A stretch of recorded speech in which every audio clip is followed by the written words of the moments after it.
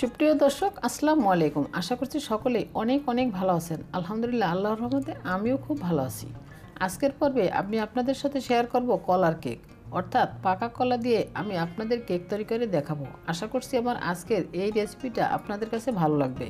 Recipe ভালো লাগলে একটা লাইক দিবেন, আর সেই সাথে নিত্য নতুন রেসিপি পেতে আমার চ্যানেলটি সাবস্ক্রাইব করতে পারেন।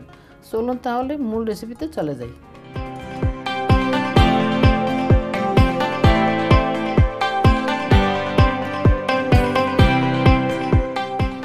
এজন্য প্রথমে আমার লাগবে কলা, আর ঘরে যদি কলা এরকম বেশি পেকে যায় তাহলে ভুলেও ফেলে দিবেন না।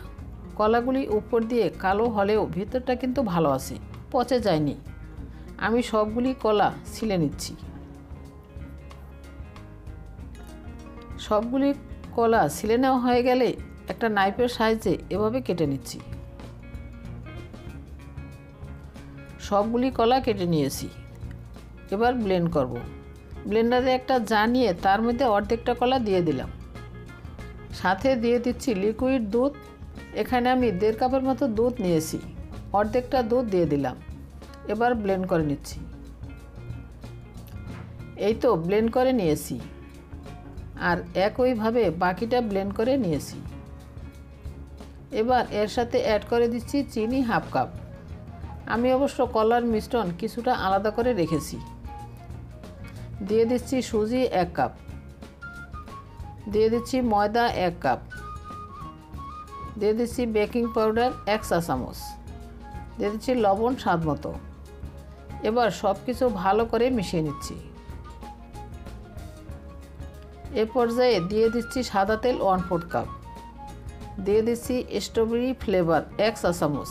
এতে করে কলা আর স্ট্রবেরি ফ্লেভারে কেকের মধ্যে সুন্দর একটা ফ্লেভার চলে আসবে। কলার পরিমাণ বেশি হওয়ায় আমি আরও 1/2 কাপ ময়দা ও 1/2 কাপ দুধ অ্যাড করে দিলাম। এখন খুব ভালো করে মিশিয়ে নিচ্ছি। ভালো করে মেশানো হয়ে গেলে রেস্টে রেখে দেব 30 মিনিটের জন্য। এতে করে সুজিটা ফুলে ডোটা সেট হয়ে যাবে। 30 মিনিট পর ডোটা সেট হয়ে গিয়েছে। এবার বেক করব। এজন্য এরকম একটা কেক মোল্ড নিয়ে তার মধ্যে সামান্য তেল দিয়ে ব্রাশ করে নিচ্ছি। তেল ব্রাশ করা হয়ে গেলে সম্পূর্ণ ব্যাটারটা ঢেলে দিচ্ছি।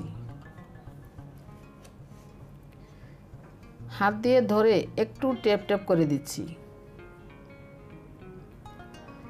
এখানে কিছু কাঠবাদাম ও কাজু বাদাম গ্রেট করে নিয়েছি। এখন এই গ্রেট করা বাদাম উপর দিয়ে দিচ্ছি। দেয়া হয়ে গেলে স্প্যাচুলা দিয়ে একটু চাপ দিয়ে সমান করে দিচ্ছি।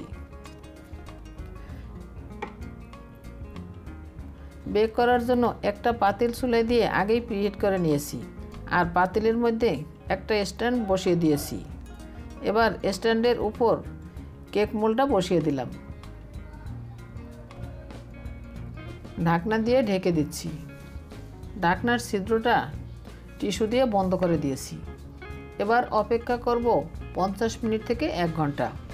এ সময় চুলার আঁচ লোতে রাখতে হবে।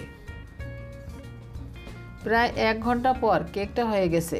আমি একটা কাঠির সাহায্যে চেক করে দেখছি, কাঠিটা ক্লিন এসেছে, তার মানে কেকটা একদম হয়ে গেছে। আমি এবার চুলা থেকে নামিয়ে নিচ্ছি। চুলা থেকে নামিয়ে নিয়েছি। এবার সম্পূর্ণ ঠান্ডা করে তারপর মোল্ড আউট করে দেখাবো। কেকটা সম্পূর্ণ ঠান্ডা হলে মোল্ড আউট করে নিচ্ছি।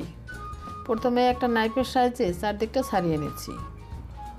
তারপর একটা প্লেট নিয়ে এভাবে উপর করে ধরে হালকা প্রেস করলেই মোল্ড আউট হয়ে যাবে। এই তো মোল্ড আউট করে নিয়েছি, আর দেখতেই পাচ্ছেন এটা কতটা সুন্দর হয়েছে। আমি এবার আপনাদের সাথে কেটে শেয়ার করছি। আর এরই সাথে তৈরি হয়ে গেল খুবই মজার কলার কেক। আর যে কিছুটা কলার মিশ্রণ তুলে রেখেছিলাম, সেটার সাথে কিছুটা চালের গুঁড়া, ময়দা, গুড় ও নারকেল কোড়া দিয়ে একটা ডো তৈরি করে এভাবে তেলে ভেজে নিয়েছি। এটাও কিন্তু খেতে খুবই মজার হয়েছে। আশা করছি আমার আজকের রেসিপিটা আপনাদের ভালো লেগেছে। সবাইকে অসংখ্য ধন্যবাদ জানিয়ে আজকের মতো এখানেই বিদায় নিচ্ছি। আবার কথা হবে অন্য কোনো ভিডিওতে। সে পর্যন্ত সবাই খুব ভালো থাকবেন। আল্লাহ হাফেজ।